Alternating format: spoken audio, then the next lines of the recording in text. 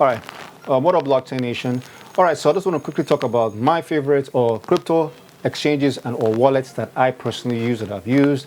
I know that different people who be watching in different parts of the world, so I'm going to focus on wallets that are for people who live in North America and some wallets for people who live in Africa. So I'm just going to do that real quick. And if you live in Europe as well, I'm sure this will apply to you. So, and I'm sure some of the wallets or the exchanges I'm going to recommend are actually global that you can use in different parts of the world. So I guess there's something for everyone. Sure.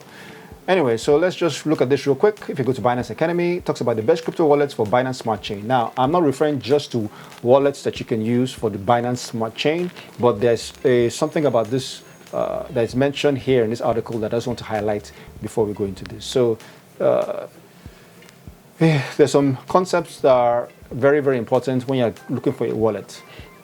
Now, the different types of wallets. So most BC wallets will be non-custodial, which means you have control of your private keys. So it's important that you know that. So this is referencing BSC wallets, but generally most wallets that are consumer facing, that are for the retail market, are non-custodial. I'll explain what that means. Custodial wallet provider holds your private key. So a private key pretty much is what your crypto is. Your crypto is a seed phrase, which is a private key. If anybody has your private keys, then they have your crypto. And so there are some institutions who want to have their crypto assets managed by other institutions. For example, the OCC has allowed banks to provide custody services for crypto assets, which means if you're an institution and you have billions or trillions of dollars in crypto and you're worried about keeping the private key safe, then you can give it to whoever you want to give it to, some banks who are now providing those quote-unquote custodial services. Kind of like how you have in America or some parts of the world, you have money in the bank, you're worried that if you lose your money, it's insured by the FDIC. So I guess this is why this is the concept behind it, having them provide that custodial service. Anyways, non-custodial services allows you to own your private keys, which means you have to back up your seed phrase. So if you lose your phone for whatever reason, then your cryptocurrency is gone. All right. If you have your phone and your wallet is in your cell phone and you lose your cell phone disappears and you don't back up that seed phrase. Sorry to let you know this, but your crypto has disappeared forever. And there's a story about a guy who had his hard drive and he had thousands of Bitcoin in his hard drive and he threw away his hard drive. Bitcoin's price went up, couldn't find the hard drive. Bitcoin is lost forever. So crypto is that way because he didn't back up his seed phrase. So those crypto assets are gone forever. Anyway, so you have hot wallets. Hot wallets are connected to the internet and are typically non-custodial.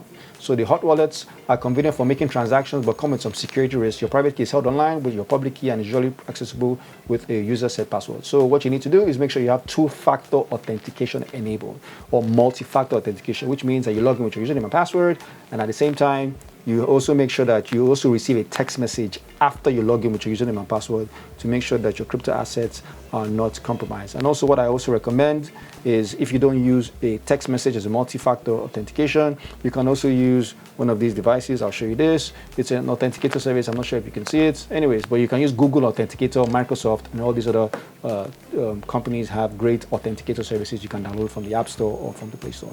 And lastly, you have MetaMask. Oh, before last, you have cold wallets. I always recommend cold wallets. If you're going to keep $5,000, $10,000 on your wallet, my recommendation is once it gets above a grand, that's just me personally, I move it on to a cold wallet. And I've done a video about this, how to back up your crypto. I'll put a link somewhere up here so you can get a cold wallet where you can back up your crypto offline and it's a safe place and nobody can have access to it. And then you also have MetaMask. MetaMask is right here. It's a browser extension that allows you to interact with different blockchains like Ethereum, like Binance Smart Chain, and all these test networks for Ethereum. So that is it about types of wallets. And let's get into the meat and potatoes. So which wallets do I recommend? Now, Binance US is a cryptocurrency, it's a centralized exchange. They provide different services. You can buy crypto, you can trade, you can order, and it has a wallet service as well. So a lot of exchanges or a lot of centralized exchanges they are exchanges where you can buy, trade crypto, and it also has a wallet service as well. So this is an example of a wallet that is online. It's a hot wallet, and your private keys are here, so you have to be very careful about how much you keep. Most of them are very secure, but still is a centralized exchange. So you just have to be careful about how you do interactions on a centralized exchange. And I always personally say, when it gets to a certain amount of money, like all I have is $25. I'm not worried about anybody hacking into my accounts, but when you have a lot of funds, you definitely want to take it off an exchange, in my personal opinion. What else do we have here? Yeah, and so Kraken is a good one. Personally, I've used Kraken before. I don't use it now. It's a very, very secure exchange, in my opinion. It's very, very secure. It has different features. It's very robust, and it can do a lot of stuff with Kraken. So if you're doing high trades, high transactions, and you use a huge amount of volumes, huge amount of funds, then you can consider using Kraken. And lastly, the almighty popular Coinbase. Coinbase allows you to buy, sell, and convert cryptocurrency. So these exchanges provide wallet services as well. So an centralized exchange is like a market maker, which means they have these assets. They have Dogecoin, Polkadot, and all these assets available. And so if you want to trade, they take your crypto assets from you and they exchange it with these assets that they hold themselves. So they're a centralized exchange as opposed to a decentralized exchange, which I've done a video about, that provides a liquidity pool for you. So this is what I use. So I'll show you. These are the wallets that I use. So exchanges provide wallet services as well. You've got Coinbase. Coinbase is the almighty Coinbase, which just went public. Very cool, very user-friendly. I won't go into all that. And then of course, you have Abra. Abra is a crazy, great wallet. Our time, you could actually trade your crypto assets to any currency. Like Abra had a whole list of fiat currencies that you could trade.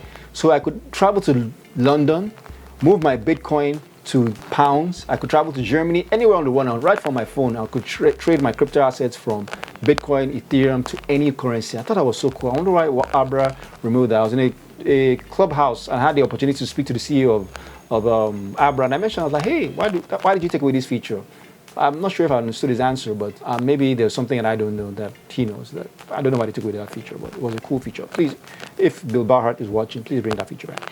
And then lastly, of course, you have Binance US, which is also a fantastic wallet to use. So Binance, Coinbase, and Abra those are fantastic wallets that you can use that are provided by these exchanges. And lastly, if you live in Africa, these are my recommendations for wallets. I like Bitcoins. I think Bitcoins is a good wallet. I like the team behind Coinbase. I like the team behind Bitcoins. They're one of the very first to do this. Bundle is a great one. I like Bundle because Bundle, I haven't logged in a while, as you can see. Bundle is the user interface is fantastic. I've also listened to some talks by the CEO of Bundle, and I think they really know what they're doing. So definitely Bundle is a great wallet to use, in my opinion. You also have Remitano, which I'm still trying to figure out how to, which I haven't used a lot of. I remember I was trying to use this for remittances. Remittances means sending money back home to Nigeria. You can buy Bitcoin, you can sell Bitcoin, and I think this is also a great wallet to use.